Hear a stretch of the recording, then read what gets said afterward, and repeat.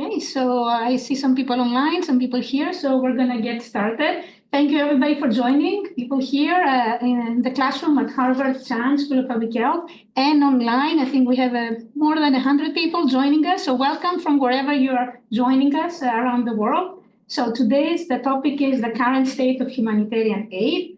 And I would like to briefly introduce our speaker, Dr. Michael VanRooyen. He's the founding director at Harvard Humanitarian Initiative and the chair of the emergency medicine at MGB.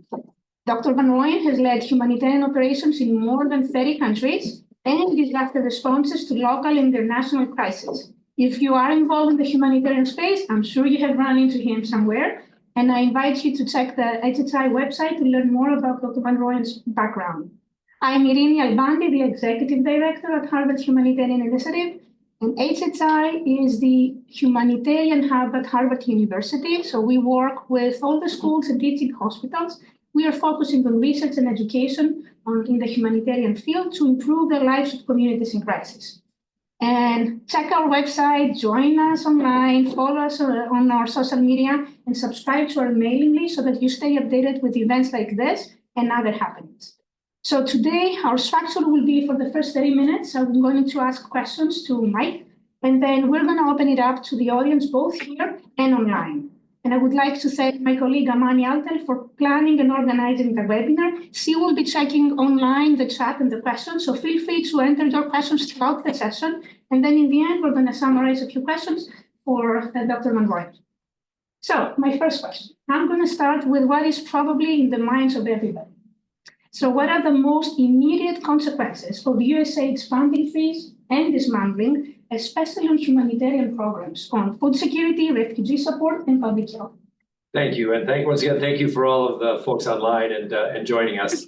And thank you for our folks here in person at home and for the team that put it together. I mean, it's on the mind of all of us. And it's been certainly on the mind of me. Not only leading a humanitarian program here at Harvard, but just been involved in the aid world for 30 years. And so, and it is a major seismic shift in the aid world and what it means. I think I'd like to categorize it by a few things. First of all, most importantly, it's the recipients of aid on the ground and in affected communities. There's going to be a massive, especially with the recent news of a 90% reduction in aid funding, which means just a gutting of all of USAID. And all of USAID funded programs, the immediate impact are just going to be programs that happen in countries. And that affects everything. It affects healthcare programs, affects food and food security programs, and many of the relief programs that we see, as well as large scale programs, for example, like PEPFAR or monitoring for infectious disease. The number of programs this touches, almost 6,000, will profoundly impact the field. And we will see significant, undeniably significant increases in mortality in populations around the world. And the great irony of this is that we've also seen a defunding of data tracking systems, sort of global data tracking systems, the famine early warning system, and others. So, we won't even know how many people are affected because we won't be able to count them. So it is a massive disruption in aid that I've never seen in my career. And it is incredibly tragic for programs that really save lives on the ground. A lot of these are in food and food delivery programs, so we can expect the 20 million people that depend on food assistance that are largely funded by USAID. We will see a movement from needing food assistance to malnutrition to famine, all the way to deaths from famine. So we're going to see significant mortality increase. Now that's the on the ground level. There are also what it means for local organizations that are funded by USAID. They will be just upended and gone, and many local organizations will be gone. All of that local expertise will be gone, and many of the organizations and even country offices of UN agencies and NGOs are going to have to just either completely collapse or be incredibly restricted in what they do, given that this is probably about half the funding for a lot of organizations. And then centrally, I think we're going to see a lot of changes in the way that UN agencies and major NGOs are going to manage their business and be ready for the next thing. So this will undermine any preparedness that we have for future humanitarian emergencies and any capabilities. And for the sake of, HHI, we have invested for 20 years in developing professionalism in the humanitarian sector. And so many of those professionals are going to be not only out of a job, but just out of a profession. So the implications are dire, and it's a really major, and I would say kind of seismic shift in the way that aid is going to be delivered in the future. Staying on the impact on humanitarian efforts, how will this dismantling of USAID affect humanitarian efforts in conflict-affected regions prone to natural disasters? Well, I think that the ability for any aid program, and just let's be clear, the amount of development assistance for the U.S. that's USAID's budget is about 15 billion. But the amount for humanitarian aid is really only about 0.2% of the budget, which means it's trivial. So this, I'll just emphasize, this is not about saving money. This is about an ideologic change that is drastic in nature. The impact then will not only undermine the current humanitarian assistance that we have, cutting funding by nearly half to WFP and half to UNHCR and other organizations, and many NGOs, it'll cut their budget by 20, 30, 40%. It'll undermine our capability to respond to future disasters and future events. So, this is not only a reduction of current humanitarian assistance, but the capabilities of doing things in the future. You mentioned before briefly the impact on HHI, and we have received USAID funding, we have flagship programs going on for a while, and we have been impacted at HHI using programs, the funding, people. Can you share with the audience a little bit more about the impact on HHI? Yeah, and the impact on HHI, and I will say kind of every time that it's not about us, right? And it's actually not about the central organizations necessarily, although they're really affected. It's about the recipients of humanitarian aid and the devastation that has caused. However, many organizations have had to really struggle with finding out how they repurpose their teams, keep their teams, or having to let people go. And HHI is no exception. We're a smaller organization. We're not the size of a major multinational NGO. But we still have a number of USAID funded programs and staff that support those programs that we'll have to find ways to transition to other programs if we can. It's just been a considerable issue for us in a much smaller scale, but many organizations are facing this. Many of the major non-government organizations like International Medical Corps or IRC or CARE or SAVE or others are really struggling to find out how to keep core programming, but still really have a wholesale change in the way that they staff their operations. And in terms of the current funding model in the field, how has this historic dependency on USAID funding influenced the way that major organizations are structuring their operational structures, and how this over-reliance, what does it mean for the sector? Yeah, and so the over-reliance, which is real, the over-reliance on USAID funding 45% of the entire humanitarian sector is indeed an over-reliance on US funding. But let's not conflate the issue. It's not that the aid world was overfunded, because that's not the case, right? Most of the funding appeals, receive 30, 40% of the funding that they actually need. So this is not a sector that is fat, and it's not a sector that is full of waste. Yes, there's always administrative efficiencies to be gained. And if any funder, especially a major funder, presents the need to cut administrative budgets, that's a different thing than actually undermining and cutting all aid.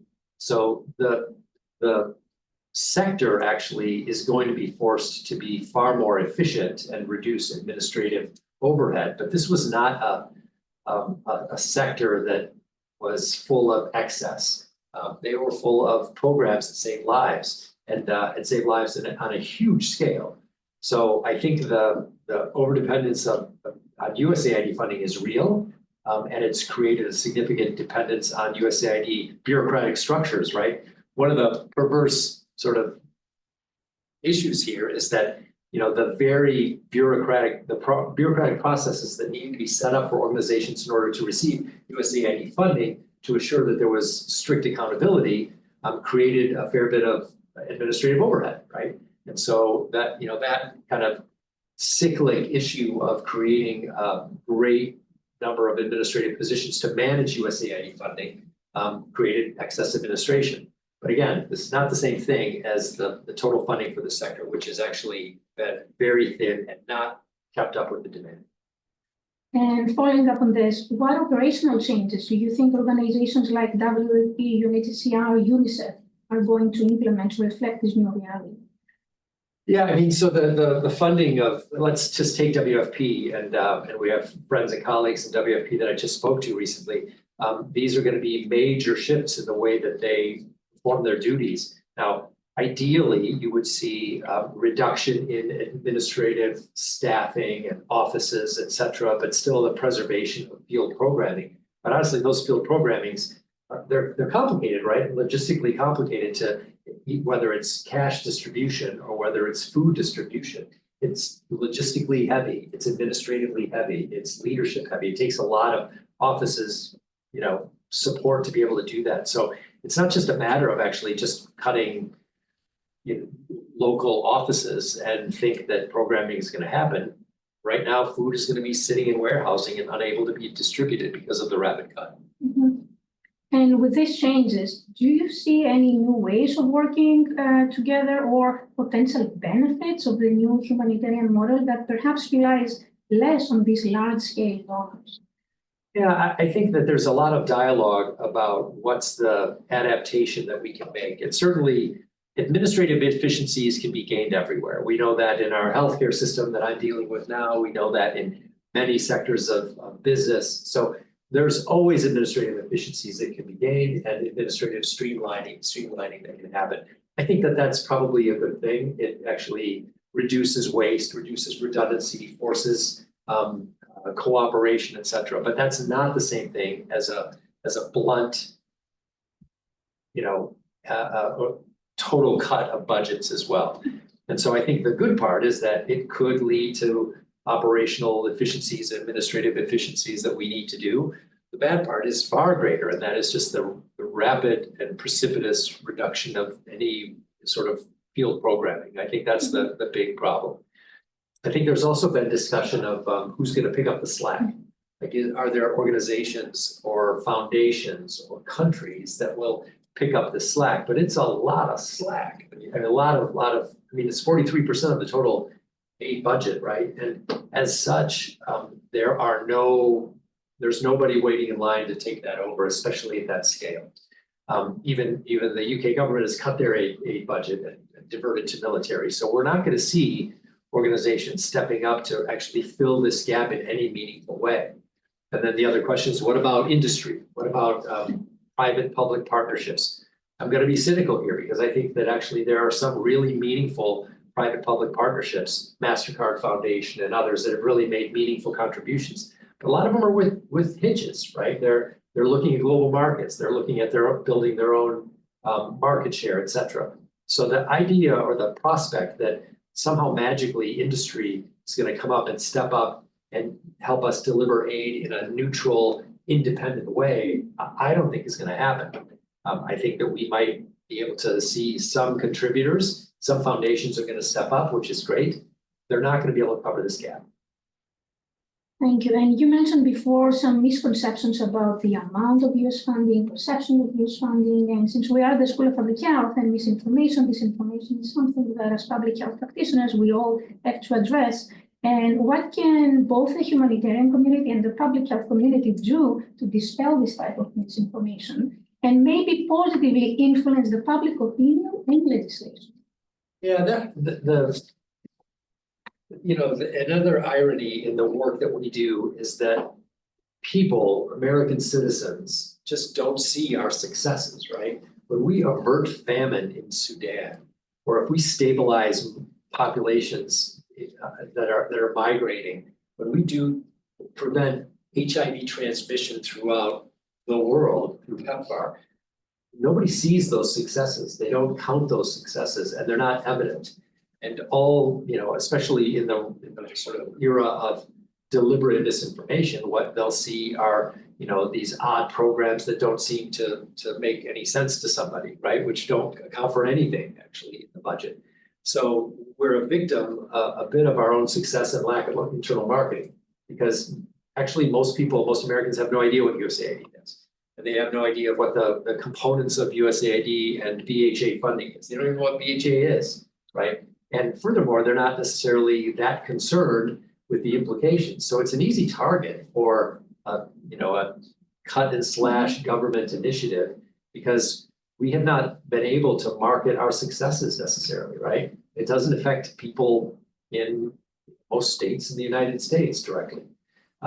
So I mean, one of the things that we can do is just, really come back and say, look, the implications not only to the rest of the world are massive, but the implications to global health security are massive, right? The undermining of data collection systems and public health surveillance systems will allow the HIV epidemic to rage, it'll allow Ebola epidemics to spread unchecked in ways that are going to be absolutely impact the United States sort of security and public health security. So, I guess all we can do as both academics and people who have any voice is actually to talk about the implications that really affect Americans, really affect the world, appeal to the sense of humanity, but also the sense of pragmatism that this really affects our security as well, even right here at home.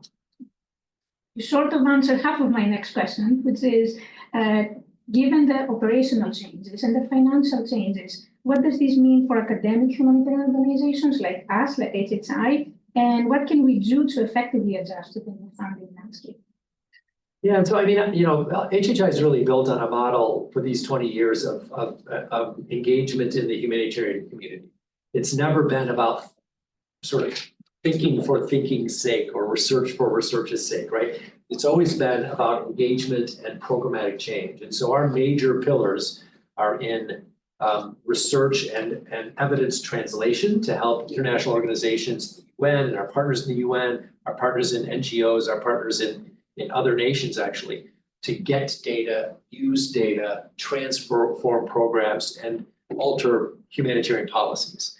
The other side of that is our educational programs have always been dedicated to professionalizing the humanitarian sector, right? And that is, training the next generation of leaders, actually helping people understand what humanitarian assistance even is and what the landscape is. And so that place is actually a pretty unique place in the aid world. It's a smaller place, right? It's not these billions in aid delivery, but it's really about how do we work with our local partners to help them contextualize what they do, help them train their teams, help them understand how to coordinate better if we can, and to work with our partner organizations. And I feel gratified to say that I think HHI has become a very common name for UN and NGOs, UN agencies and NGOs to actually be a contributor for good for understanding evidence-based aid and advancing professionalism. And what's this mean for us is the same that it means for our partners. It just undermines a lot of the effort that we've invested in, a lot of the things that we have been doing, and a lot of the momentum towards professionalizing the humanitarian aid sector. Mm-hmm.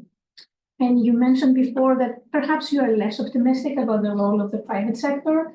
How can international organizations still diversify their funding, given the reality, if it's not the private sector? Well, I mean, it's got to come from somewhere, right? And so if international, I'm a big believer in the role of the United Nations and what it does and what it can do for coordinating aid and really pushing forth policy that really matters for people. I'm a big believer in NGOs and non-government organizations. What these organizations actually do, despite the misinformation you hear, is amazing work, right? They are on the front lines managing, whether it's local organizations or even the multinational organizations. They are incredibly dedicated, incredibly professional, and they actually save millions of lives around the world. So I'm a believer in the sector. I think that finding ways to cut where we have to cut to reduce any sort of overhead that we have in any way is going to help preserve programming. I think that we're going to have to look for other forms of funding, whether it is industry, not super optimistic, but I'd love to see it, or foundations that might be able to temporarily step up. And then maybe magically hoping that we will eventually evolve to a system of government in the United States that allows us to actually invest in humanity. And I'm not optimistic about that in the short run, but I actually am hopeful in the long run that we, as a nation, will value our contribution to humanity, if not for the stability of the world or the sort of political stability that comes back to the US. And in the current funding model, or perhaps a modified in the future and more optimistic, the current funding stream is from organizations in the global north, and then the distribution of aid funding is in the global south. Do you see any changes in this dynamic? Yeah, I mean, there's been a lot of dialogue in the last several years about both localization and globalization, right? Localization being the investment into capabilities of local organizations to take more of a lead role in providing assistance, and investing in capabilities. But globalization is really power and money. And that is really about upending the whole funding cycle so that donor governments are not necessarily in control of the money, but they cede control to organize or governments that actually are from the global south, for example. Globalization doesn't mean no money, though. The problem is, forcing denuding the funding stream for humanitarian assistance and development isn't a logical way to accomplish globalization. And it's unlikely that the donor or that recipient countries are going to be able to step up to the tune of billions to provide humanitarian assistance. So I think, those are really important concepts to move towards. Localization certainly has been on the agenda for many years, and globalization as a concept is super important. But now we're facing sort of a turning point where the actual net sum of money that is going to be going into the sector is reduced drastically.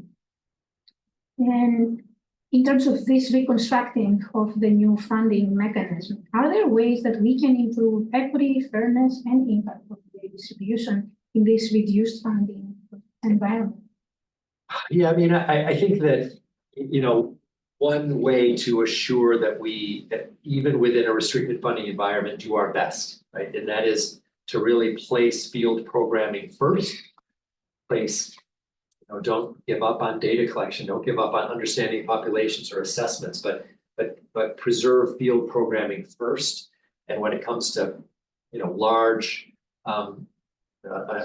sort of Western enterprises around management and leadership, et cetera, that's where probably a lot of funding cuts will have to happen. I don't know. And again, these are going to affect every UN agency differently and every NGO differently. And again, I'm not speaking from a position that these organizations suffered from an excess of resources. That's not the case. But given the extreme constraints that we have, something's going to have to happen, and there has to be some preservation of the ability to continue to provide aid. I think that's one of the ways to do that. Now, there's other ways to conceive of theoretical funding models where a giant foundation, a pooled foundation, can support an endowment essentially that has a spin-off for the humanitarian sector. Kind of like, we have pooled funding that exists now, just has to be much bigger. But that, of course, requires donor governments to step up in a huge way, in a huger way. Right? So I have a couple of closing questions, and then we can open it up for questions. So in terms of HHI and other academic humanitarian organizations, how can programs in research, education, policy be meaningful and instrumental to the needs of the global humanitarian community right now, with everything that's happening both in the political landscape in the US, but also globally? Yeah, and I'm thinking of that all the time too, because again, HHI is not a think tank and never has been about sort of an insular place where we produce papers. It's been actually about thorough integration in the humanitarian world and deep participation with our colleagues to affect real change that matters in the humanitarian sector. In that respect, we're really different than a lot of academic institutions because of our level of engagement and our intent to actually work with our partners to affect the real change in the field. And so, I've been thinking of this all the time, right? I'm thinking of what are we going to do now, right? Because our funding stream has been disrupted, but my gosh, the funding stream and the programmatic work of our NGO colleagues, our UN colleagues, is just rapidly changed and disrupted everything.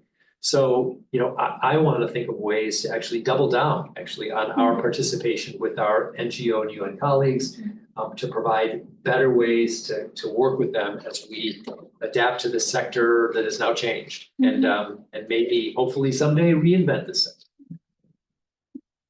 And then still looking at the future, we're here at the School of Public Health. Do you have any career advice for the students who are graduating in May, or our colleague researchers and our partners around the world, other humanitarian professionals? You didn't sound very optimistic, but still, I think everybody's thinking about it, worried about it, given where we are now and the changes in the last few weeks. Yeah, there's lots of reason for pessimism, right? Because the destruction and the elimination of a huge swath of funding for the sector, but honestly, the needs are not going to go away, right? This is the reason the humanitarian community has risen and grown and gotten so big is because there are immense needs, and those needs are not just dropping food in or dropping medicine in or setting up some emergency clinic or whatever that is. That it's actually all of the collateral work, all of the work that stabilizes vulnerable populations, migratory populations, and manages refugees, et cetera.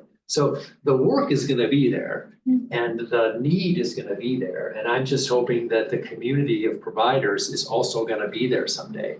So my advice is to if anything, this is a time for leadership and a time to step forward and a time to actually plant our stake in the ground that this is important stuff. Just because there's not money here doesn't mean it doesn't have to be done. Just because there's less jobs in the field, and there will be less jobs in the field, doesn't mean they're less important. So that's poor consolation for 40,000 people that'll be losing their jobs in the sector, right? But it is important to know that we still need to hold on to the notion that humanitarian aid is really important. We need to keep coming back and rebuilding this sector. Thank you, Mike. And then Amani, I think we can open it up. Maybe take a question from the people in the room first. I see some eager hands. So Eva first. Hi, thank you so much for this. I'm really happy that it was here and I was able to listen in on some of these insights. I want to go back to the conversation on resilience of the humanitarian field and its ability to come back from this. So this isn't Trump's first time in office, and the first time around he had also issued a lot of really harmful executive orders.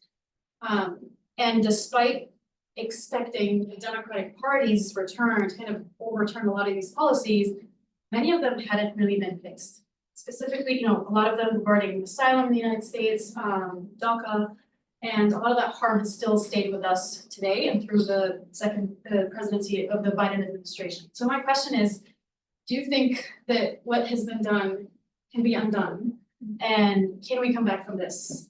And how long will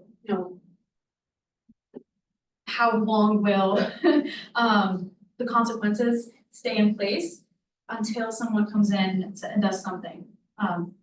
Yeah. Do you have any thoughts on that? Well, I do. I mean, we're all trying to figure it out, right? Because the news comes fast and furiously, and it's dark every time that it's coming. And so the recent announcements that 90% of USAID's funding is cut and gone. Now, federal judge orders for the state of execution of USAID, and then reversed by the Supreme Court, tells us that even if there are legal challenges to this, by the time this whole thing boils down and resistance in the courts happens, the fact is nobody's being paid. There's no money going out and nothing is happening. And all of these programs will be defunct because they won't be paid for. So it won't be a case where we'll preserve what we have because of kind of a reconsideration, because there's not going to be either practical or ethical reconsideration of USAID. And I think that is going to be gone. So what we're going to have to hope for is actually then some degree of administrative change to force a relook at how we look at foreign aid, and in particular in the humanitarian sector. And I think that's going to take years. So I think what we see is the destruction of USAID and the funding stream, and that's not going to be reversed, I don't believe. So, the idea of what aid will look like, whether it's gonna fall under state, whether it's gonna be refunded and look completely different, whether it's gonna be transactional with economic development, like the China model.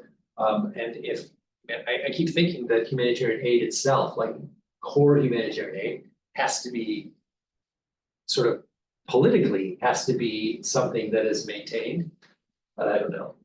So I think that we have to prepare ourselves for a contraction of the sector and then a longer period of recovery. Yeah. Yes, thank you. And I'm Sally. I used to be a former WFP worker and I'm now at KS. I have a question because when I was working in the field, something that I observed is also like how that aid also prevents conflict from escalating, because otherwise it leads to like conflict for resources and fighting. So obviously there's going to be a lot of lives that are going to be lost, but also how do you see violence escalating and what's the time frame basically? Like how long do you think actors have to find alternative sources of funding before we actually see a surge of violence happening in many fragile contexts? Yeah. And if I can after I also have a second question, and I have so many. Yeah, no, it's a phenomenal question actually, and that is, if you didn't hear it, it's the erosion of aid and the drastic and precipitous reduction of aid will leave many of our investments into fragile states wanting, meaning that there'll be a lot of sort of retraction funding and programming that can actually lead to state destabilization. And it's a vicious cycle, right? We know that our lack of appropriate diplomacy or effective diplomacy and lack of targeted investments has led many places, like say Sudan, to spin into a humongous humanitarian catastrophe, right? And that begets itself and creates more need. And so the ability to actually around the world, and we know that the MENA region, for example, in a lot of vulnerable areas are going to be subject to state fragility. And that state fragility can be mitigated to some degree by targeted development assistance, by diplomacy, by engagement, et cetera. And when we pull back from all of that, I think that we can see a number of conflicts occurring or worsening, which of course perversely increases the humanitarian need and the unmet need that we'll see. So that's I think, and the time frame I think is unknown because it's going to be different based on the specific context, I think, right? So the stabilization of some areas that are actually not as fragile, to use a term, versus places that are on the edge. So I think it's quite variable based on the location, but it is a real concern, I think. Maybe somebody else had a question, I'll get back to you. Yeah. Thank you so much for your insights. I wanted to ask a little bit about kind of that marketing of the humanitarian sector that you talked about. I'm finishing out my undergrad, I'm a lay person. There's a lot of lay people who are interested in this space or passionate about this space or care about what's happened to USAID. We've lost a fight on that specifically. Where do you think the role of kind of political mobilization within the domestic political context should focus its attention to support the role that basic humanitarian assistance plays kind of in our foreign policy domain, or like how can lay people, I guess, support the sector at this moment? Yeah, I mean, it's a really important question because I think that at the end of the day, if you're really aiming for political movements that change the opinion of our leaders, it's going to have to be that, right? Yeah. And that is, engaging in a dialogue that really, marketing campaign essentially, like why aid is important, right? Because it's really easy to take one weird example of a funding mechanism of USAID and taint the whole thing. It's really easy that some, social media feed will sort of undermine a vast group of a population that's just waiting to look at something to cut. And so I think, we're in a weird era, right? Because data doesn't necessarily matter. Logic doesn't necessarily matter. Marketing will matter. So finding ways actually to then promote the notion that we are a global community and that matters, and that what's good for the world is good for the United States, et cetera. So I think, right on, because that is a big issue for us that we have, we've been busy doing the work, but our successes are not known and not really appreciated. And it's complicated, right? The story is complicated. Yeah. Reducing fragility in nation states on the edge of war to prevent conflict, to prevent, catastrophe is something that is gonna be not easily comprehended. Amani, can we take a couple of questions from the online audience? So we have a few questions online. One is, can you speak to a potential decrease in the funding from other multilateral and bilateral funders, example, the UK, as a result of pressures they feel coming out of DC, the World Bank comes to mind? Yeah, I mean, I think that, when this first came, the 90-day sort of stop order came about and the potential for a the decrease in USAID funding came about, there was a hope that other nations would step up. And some have, but they've stepped up. First of all, they can't step up in a way to cover 45% of the global funding of the sector. Anyway, and secondly, we've seen that some are very quiet on the issue. Some have stepped up on a very local, like we'll fund our organizations, right? Or we'll fund our region more. And then some like the UK have said, we're decreasing funding and diverting it to military. So, I don't know the answer as to why necessarily this is going to happen. I just don't think that we're going to see a setting where, countries are going to step up in a huge fashion to cover this. I mean, I don't. And so, I keep looking for it as well, and hoping that kind of one foundation will lead to another, that actually will increase the sector. The funds in the sector, but I don't necessarily see it. So I think it is a both unfortunate and reality that we're not going to see other governments step up, and certainly not to this degree. Another question we have is, how might dismantling of USAID funding critical for food security, healthcare, and stability in vulnerable regions potentially drive survival-driven migration? Yeah, I think there's probably a pretty direct link. In other words, there's the USAID funding, say, to WFP, and I'll just pick on WFP, for example, because it's the biggest humanitarian agency. It gets, it's $9 billion in their budget's about $9 billion, and WFP is not just about food aid, right? It's about cash assistance, it's about infrastructure, it's about stabilization, it's about agricultural programs, and so all of those, and there's many other USAID funded programs that affect food. So it's a good example of a sector that's going to be incredibly strained. And it's a good example of a sector that without having appropriate investments, populations will migrate. So I think it's a great example of the elimination of half of a critical sector will lead to populations forcibly migrating. So I think we're going to see in lots of areas in the world increasing forced migration. It seems inevitable, actually. The degree to which, where they go, and what the sort of timeline is, I'm not sure. But as long as there's such a strain on the major organizations that provide food assistance and all of the stuff that goes with it, I think that'll drive migration considerably. We have 10 more minutes, so we have time for a few questions from here, from the audience, and then we'll go back to our online people. There is one question in the back, please. Yeah, thank you. The thing I'm thinking about is, one of the most insidious parts of this at a national, whole foreign policy level is the undermining trust that other countries have in us. I'm specifically thinking of Ukraine right now, with the almost 180 that we're taking on that stance. Is that something that you're seeing, on a humanitarian level, and how can we maintain that trust in this period of turmoil? Yeah, I think that, the idea of trust in the United States as a positive force for stabilization in the world is, of course, going to be eroded, right? And the idea, it's not just about the money, right? It's not just about the reduction in aid. If this was a budget exercise, that it would aggressively go after, say, administrative costs, or it would do something that's logical. Even if it was really hard, it would be logical.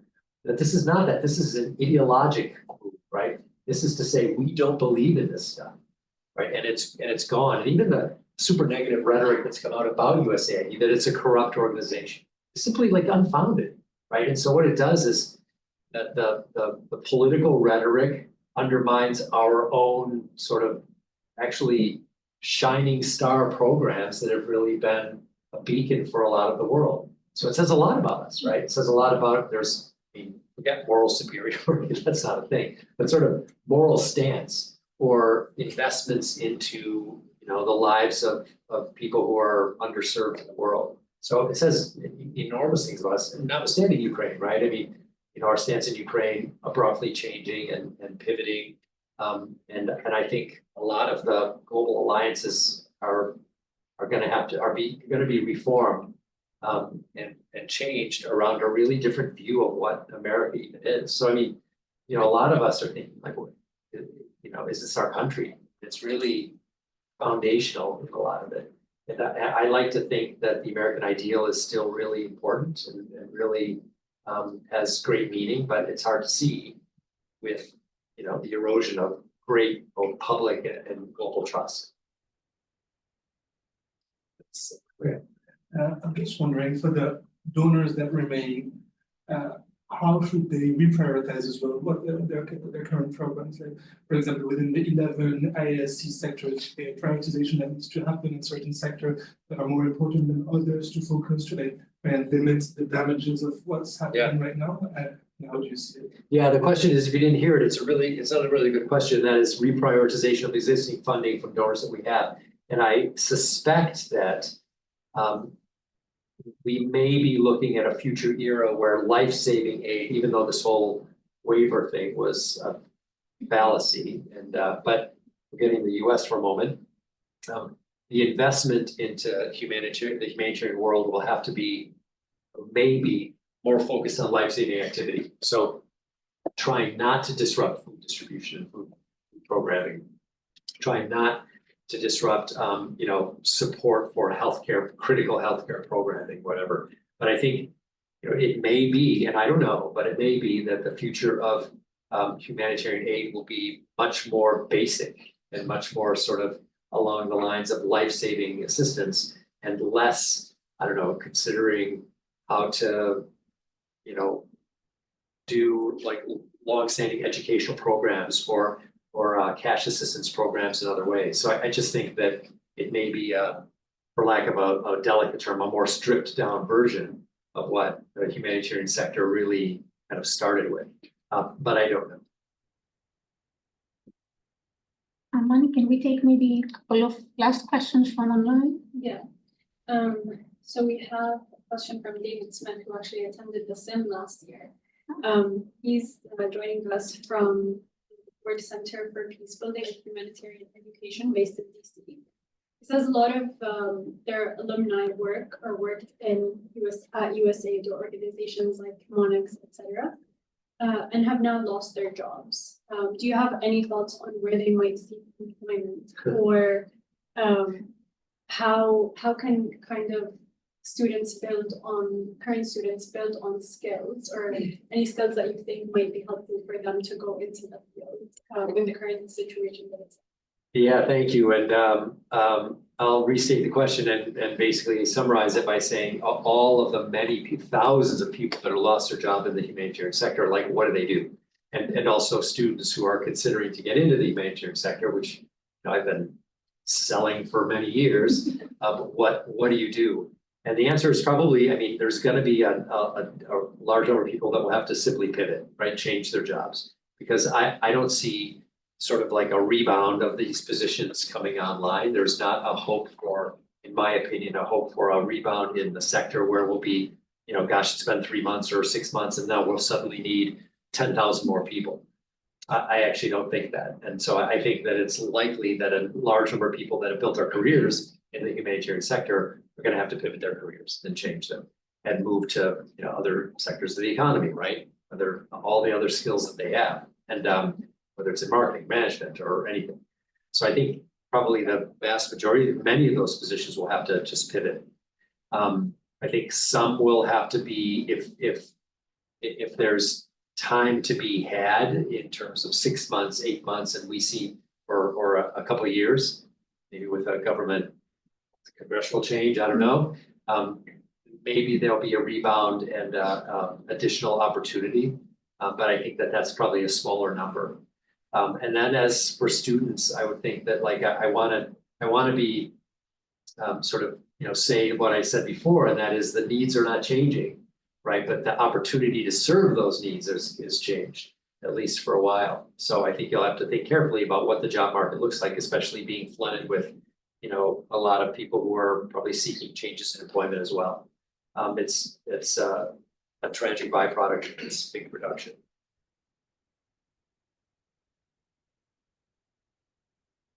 Can I add something? Yeah, so there's, it's helpful.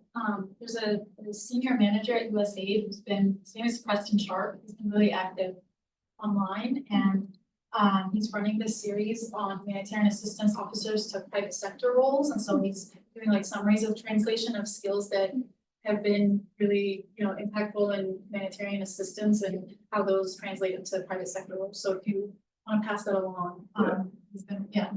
And I'd add to that, I think that these are, I mean, again, I'm a great believer in the humanitarian sector and the skills it takes to manage and run in the sector. These are people that have managed operations that are incredibly complex in incredibly complex places, right? Moving to the business sector is, in my opinion, is a far easier leap than the other way around, right? In other words, I think that the skills that people have learned that are translatable would be considerable. I think it's there are such a rapid change, it's going to take some time. Well, thank you, Mike. Thank you to the people here at the School of Public Health and those online. We are right at time. Thank you all for joining and hopefully we can continue the discussion. Thank you all for joining. Thanks for you guys online. Appreciate it.